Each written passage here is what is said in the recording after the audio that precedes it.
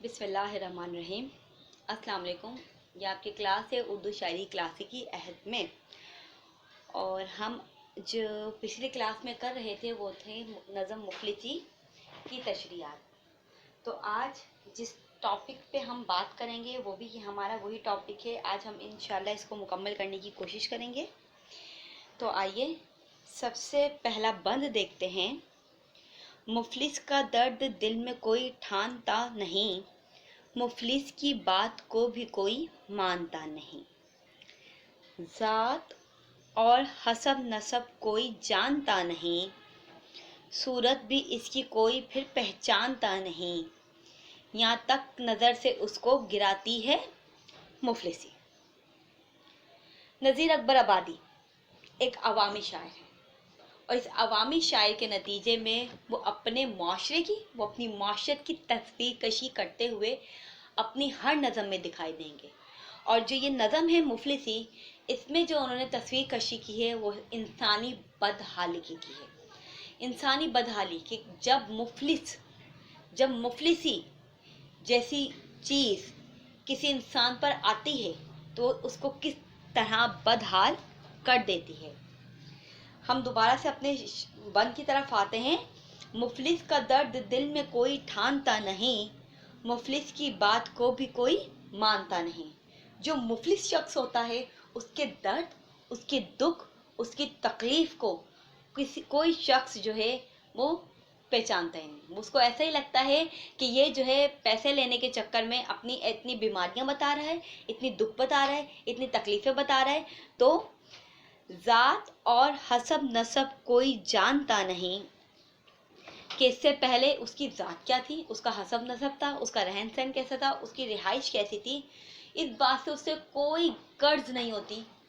जो मुफलिस शख्स होता है सिर्फ वही पहचानता है। सूरत भी इसकी कोई फिर पहचानता नहीं, यहाँ तक कि नज़र से उसको गिराती है मुफलिसी।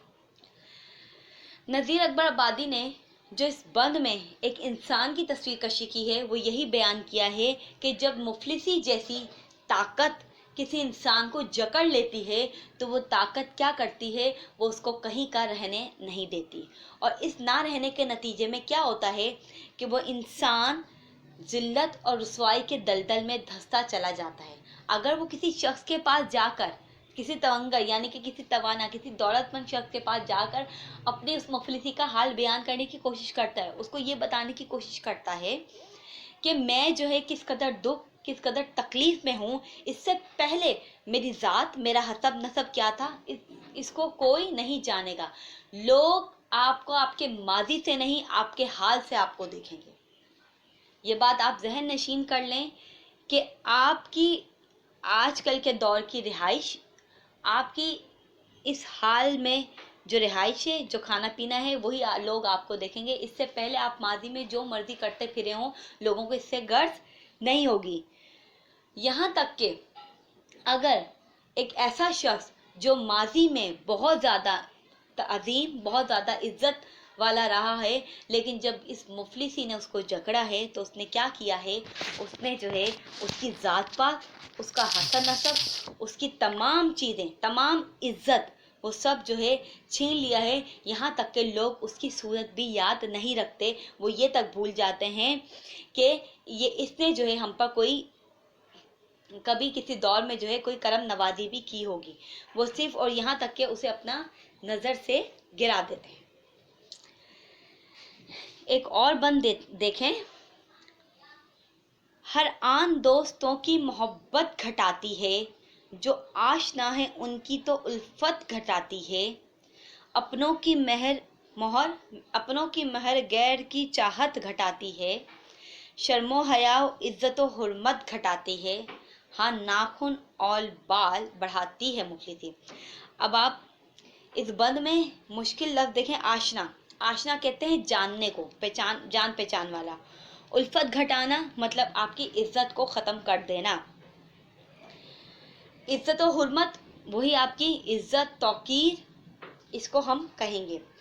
इस बंद में शायर ने एक और हकीकत को, एक और माशरे की हकीकत को आपके सामने लेकर आया हो। वो ये है कि जब آپ پر مفلسی آتی ہے، جب آپ کے پاس سے وہ آپ کا اسٹیٹس، وہ آپ کا روپیہ پیسہ، وہ آپ کا نام چھینتا ہے، تو آپ کیا ہوتا ہے، تو آپ کے وہ دوست جو کسی دور میں آپ کا دم بھرا کرتے تھے، وہ دوست جو آپ کے عزت و احترام میں کئی کئی گھنٹے کھڑے رہا کرتے تھے، وہ دوست جو آپ کے انتظار میں کتنے ہی گھنٹے آپ کے آنے کا انتظار کر لیتے تھے، کیا کرتے تھے، اب جو ہے ان دوستوں کی محبت آہستہ آہستہ ختم ہونا شروع ہو گئی ہے، اور اسے کیا ہوا، اور جو آشنا ہے ان کی الفت گھٹاتی ہے، یعنی یہ وہی بات، جو آپ سے پہلے محبت کرتے تھے، جو آپ کے اپنے تھے، وہ کیا کرتے ہیں، آہستہ آہستہ وہ چاہت ختم ہوتی جا رہی ہے، اور اس ختم ہونے کے نتیجے میں جو سب سے بڑی کیا چیز ہے، وہ ہے مفلسی۔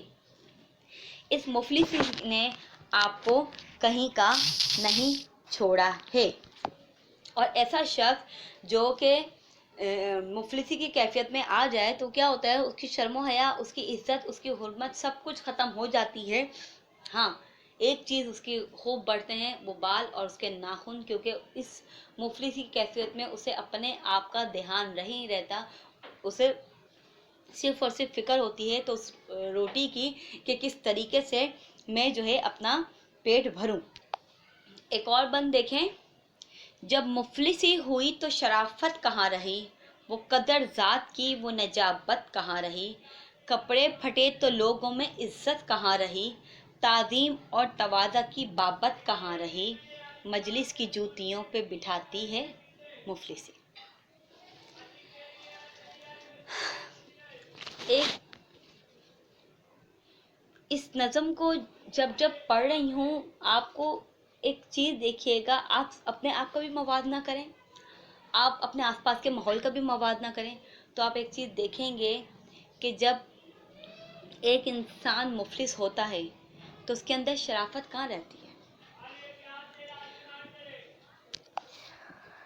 یہی بات کہ جب آپ کے کپڑے پھٹے ہوں گے تو اس مفلسی کے ہاتھوں، کیونکہ آپ کو اپنے آپ کا ہوش نہیں رہے گا، جب یہ مفلسی کسی انسان پر آتی ہے تو اسے اس کی وہ تمام آسائشات، وہ تمام اس کا رہن سہن، وہ تمام اس کا اسٹائل جو ہے ختم ہو جاتا ہے، اور کیا ہوتا ہے کہ اس کے کپڑے تک پھٹ چکے ہوتے ہیں۔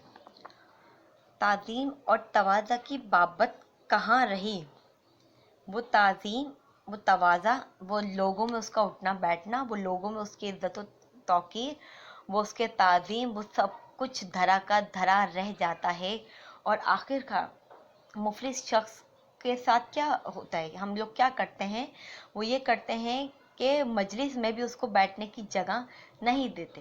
کیوں نہیں دیتے؟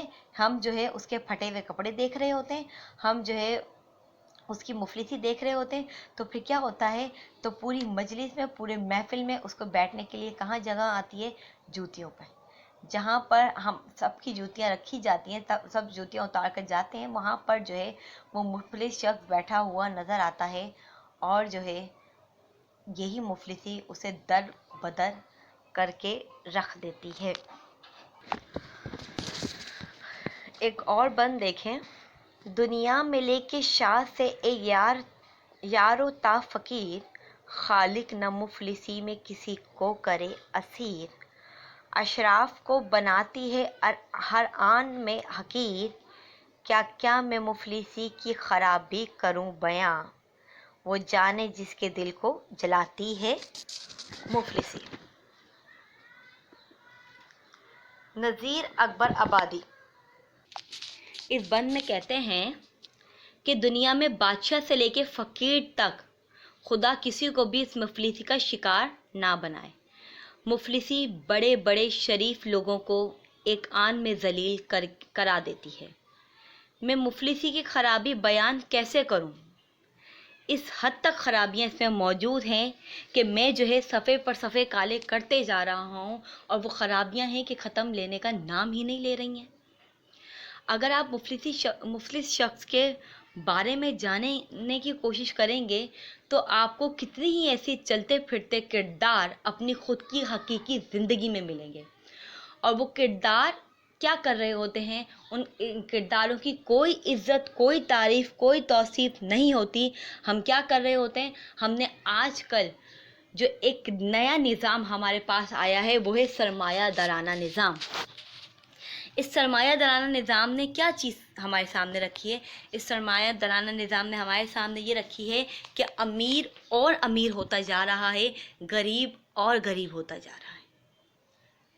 اور اس کے بعد کیا ہوتا ہے کہ غریب دن رات محنت کرتا ہے، دن رات مزدوری کرتا ہے، اس کے باوجود اس کے بچے بھوکے سوتے ہیں، اور امیر جو کہ کچھ نہیں کرتا، وہ اپنے اس پیسے پر اور پیسہ کماتا ہے، اور وہ کیا کرتا ہے کہ اس کے بچے عیش و عشرت کی زندگی گزار رہے ہوتے ہیں۔ تو اسی طریقے سے اس بند میں بھی شاعر نے اسی حقیقت کی تصویر کشی کی ہے کہ دنیا میں لے کے شاہ سے عیار و تا فقیر، یعنی کہ بادشاہ سے لے کے فقیر تک اس مفلسی جیسی بیماری کے دلدل میں دھنستے چلے جا رہے ہیں۔ خالق نہ مفلسی میں کسی کو کرے اسیر، اسیر کہتے ہیں قیدی کرنا، قید کرنا۔ تو یہاں پر نذیر اکبر آبادی ایک دعا بھی مانگ رہے ہیں کہ بادشاہ سے لے کے فقیر تک، اے میرے مالک، اے میرے خالق، کسی کو بھی اس مفلسی جیسی بیماری میں مبتلا نہیں کرنا، اس مفلسی کی قید میں قید نہیں کرنا۔ کیوں؟ کیونکہ یہ انسان ایک اشرف المخلوقات ہے، اس کی ساری اس اشرف ہونے پر اس کو کیا کرتی ہے؟